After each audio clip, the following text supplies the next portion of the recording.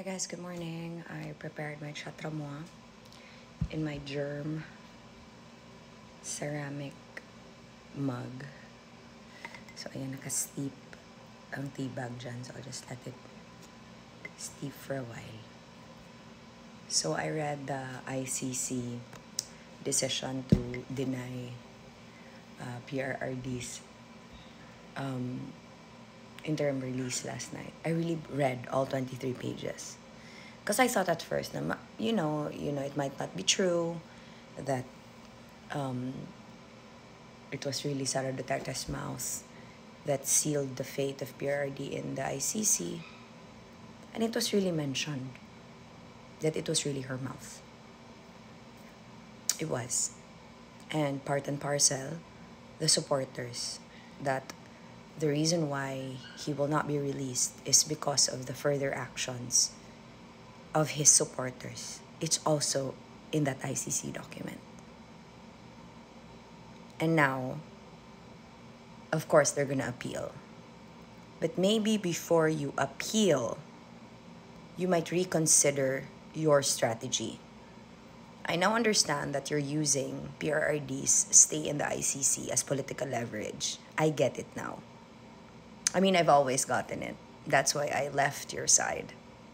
Because you have absolutely no respect for your father. You just find it convenient now to use him because he's no longer the strongman that he was. That even your lies don't make sense. I mean, if you're gonna use him, might as well use him well, right? If you're gonna use him, diba? And you call me the mangga, iyang kaugalingong anak ang mangga. Because iyang kaugalingong anak ang, diba, ang mabulahan if PRRD never gets out of the ICC. Kay gamit-gamiton man na nila nga makaluluoy kintahay, diba? Nga, grabe gid kintahay ka biktima. No. If you read the ICC decision, diba? If you don't understand it in English, you can ask someone who knows how to read English to translate it to you. And diha gyud ninyo makita the level of manipulation and lies. It's there. It's there. I even took screenshots of the particular, the particular points that I'm trying to derive from that whole 23-page thing. Diba? It's the mention of kanang inyong ginapagawas ng gikidnap siya. Even the ICC states that as, one of the reasons. Kaya diba gihuna-huna maghadeay ninyo nga gikidnap siya. Di kinsa may buang i-release pa siya. Gikidnap man kaha siya. Kinsa may buang, o diba ikaw? O. Gikidnap ka, mubalik pa di ay ka. Mo face pa di ay ka sa imong kaso o gikidnap man di ay ka. Diba? It's you and your big mouth. Now, I'm sure, I'm sure gigamitan nag-utok. Di lang ko ka-relate sa utok. Kana. Di pa ko mag-ingon nga binulok, eh. Bright baya daw. Howd baya daw. Abogada baya daw nga one take ra. So man, abogada nga one take ra. Diba? I really liked Morning Coffee Thoughts post this morning. And it really spoke about what happened ba. And, muna, ako, ang DDS, mo lagi na, love and loyalty. Unya, parisan o manipulative, sa kay daan, uy, with fully paid plate. Diba? Mura na nikaog tayo niya, ni order og extra rice. Mao na, ang hitabo sa inyo. Diba? Yan mo ingog, ni mata na lagi ka jam, ay dugay ako ni mata, besh. Kay ako ba ang kaila sa ilahan, no? It took me, kay na-meet na ako sa PRRD 2021 man. 2020 ko niya gitawagan November. Na-meet na ako siya February 1, 2021. It took me less than a year to figure out that Di jud mada, besh. Di jud mada. And kana bitaw just the level of chaos, no? And mingon sila bayaran. Yeah, sige, tell yourself that. Or blame the president. Because lisod ba ya? Di biya ninyo batasan to take accountability. Allergic biya mo, ana. Di ba? Allergic mo, di mo ganahan i-blame bisan inyong sala. Okay? Kay para ninyo, lisod ka. Oh, sige. I hope it was worth it, ha? Nga, gibiyaan ninyo ang Davao City, no? I hope it was worth it. Nga, gibiyaan ninyo ang Davao City, nga nagkayabag-yabag hapon.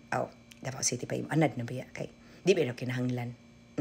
Magkatawa lang ko, no? Kay, di mo mangita sa inyong mga lideres nga kamoy nagpili.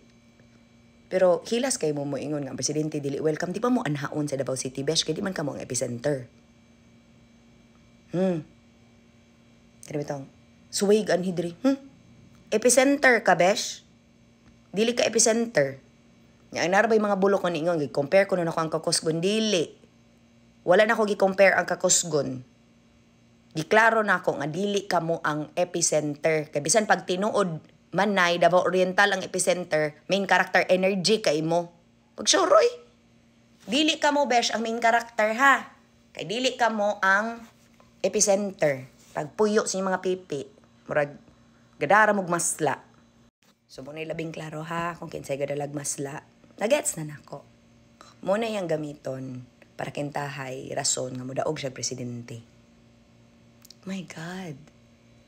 From papa niya nga grabe ka greatest president of all time. Nya mahagbong tas anak nga mahimog. Oh my God.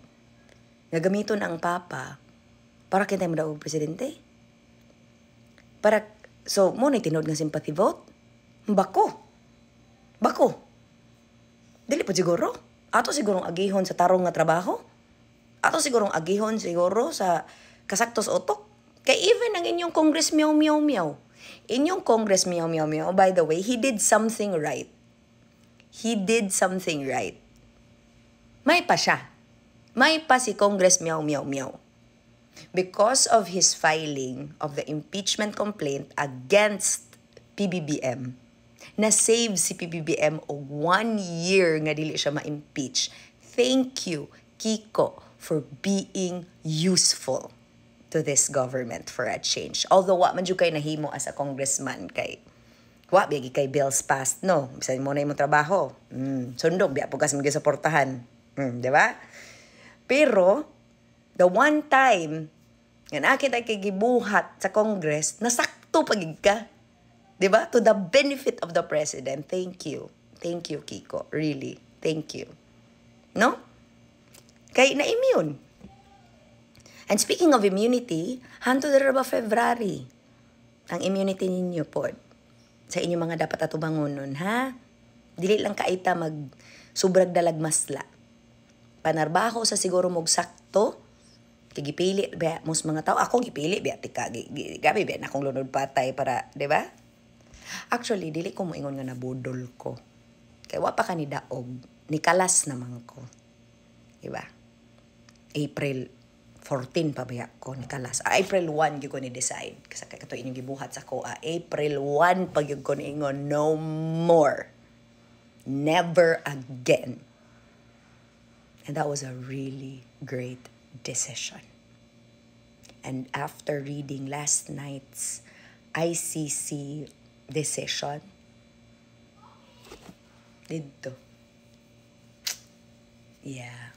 That's your PRRD is still your ticket to the presidency and nothing else. Keeping him locked up and all of your drama. That's your way to the presidency? Samot. Nahimo nagnindot ani nga. Piste, himo tagkakamping ka ni, mas bright pa mga kakamping ninyo, giatay na lang ni. Ay, Ginoo ko. No? Dangi na, Atay niya, Dangi na. Ingat.